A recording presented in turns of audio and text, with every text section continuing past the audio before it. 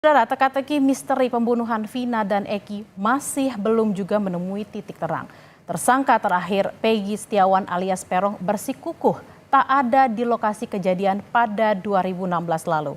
Kini polisi harus merangkai satu persatu fakta bukti maupun keterangan sejumlah saksi untuk mengungkap misteri di balik pembunuhan Vina dan Eki 8 tahun silam.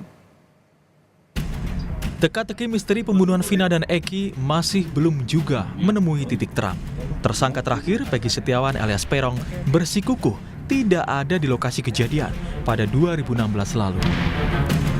Peggy bersikeras berada di lokasi proyek saat peristiwa pembunuhan terhadap Vina terjadi. Yang terbaru, ayah Peggy Setiawan, Safrudi, yakin anaknya berada di Bandung saat kejadian pembunuhan Vina.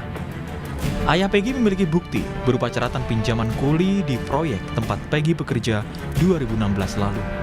Selain bukti pinjaman pekerja, kesaksian teman Peggy dan pemilik rumah juga bisa membuktikan jika Peggy berada di Bandung saat peristiwa pembunuhan Vina terjadi.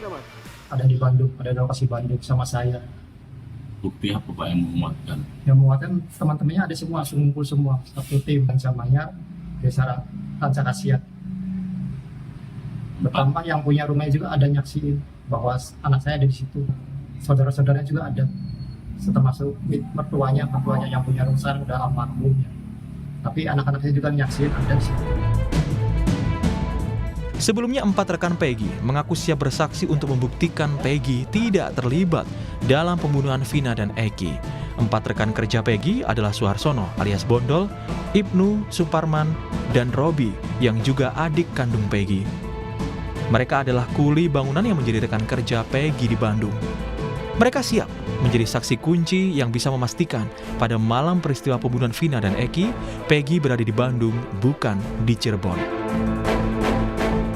Malam itu bersama Peggy? Jejer ya, berjalingan lah. Oh, berdempetan ya? Iya, dan berdempetan ya.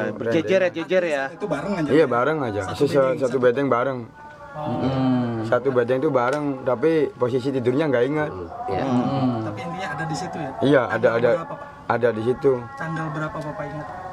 Malamnya tanggal 27 Agustus. Pas kejadian Nono pulang, saya lagi tidur. Nggak tahu dia Nono pulang. Terus tengah malam saya bangun. Saya bangun tuh lihat Peggy masih ada di bedeng lagi tidur. Samping pintu tuh, samping pintu. Tanggal berapa itu Pak? Kurang tahu tanggalnya sih, nggak ingat. Pas kejadian itu tanggal Iya. Lain halnya dengan keempat rekan Peggy, Aep saksi kunci pembunuhan Vina dan Eki. Aep menjadi orang pertama yang melihat adanya penganiayaan dan memastikan sosok Peggy terlibat di dalamnya. Pada tahun 2016 lalu, Aep pun telah diperiksa polisi dan akan kembali diperiksa polisi untuk memastikan pelaku yang ditangkap adalah DPO. Bahkan Aep pun mengaku siap untuk bersaksi di pengadilan. Keterangan soal masalah DPO yang semalam baru ketangkep itu dia menanyakan apakah saudara kenal sama orang ini. Ya, saya mengenalinya, cuman saya tidak tahu namanya gitu. Terus motornya apakah tahu motornya? Saya sebutkan ya saya tahu motornya apa, Smash gitu saya. Smash warna pink gitu saya. Oh, si Peggy ini dulu motornya Smash? Iya. Waktu penangkapan itu saudara Peggy itu nggak ada ya waktu penangkapan itu, tapi waktu pas kejadian itu ada. Kuasa hukum keluarga Vina, Hotman Paris Hutapea, merasa janggal DPO Peggy Setiawan sebagai pelaku pembunuhan Vina dan Eki. Hotman menyebut 5 dari 6 terpidana menyatakan bahwa Peggy bukan pelaku pembunuhan Vina, sehingga pihak kuasa hukum meragukan Peggy sebagai pelaku pembunuhan Vina. Hotman menyatakan Peggy belum layak ditahan bila penyidik belum memiliki bukti yang cukup. Terlebih 5 terpidana kasus Vina menyampaikan Peggy bukan pelakunya. Buktinya tidak cukup, memang belum waktunya untuk ditahan. Apalagi 5 dari pelaku itu menyatakan bukan dia pelakunya. Itu loh. Dan saya belum yakin ada saksi yang memihak langsung dia melakukan itu. Selain hanya 1 orang itu yang mengaku. Gitu. Jadi intinya buktinya masih ragu-ragu. Sementara kakak kandung almarhum Vina mengaku kaget dan keberatan penyidik dari Polda Jawa Barat menghapus 2 nama dari 3 DPO kasus pembunuhan Vina dan Eki. Pihak keluarga dan kuasa hukum kini mendesak polisi tetap menelusuri 2 DPO lain sesuai dengan hasil putusan persidangan. Keluarga sangat kaget mendengarnya ya. Kami keluarga meminta kepada kepolisian agar tetap 2 DPO ini ditelusuri lagi, ditindaklanjuti lagi. Kenapa? Ya, karena kan di pengadilan awal itu disebutkan 3. Ya. Kenapa sekarang berubah menjadi 1? Jadi ya kami keluarga sangat keberatan ya.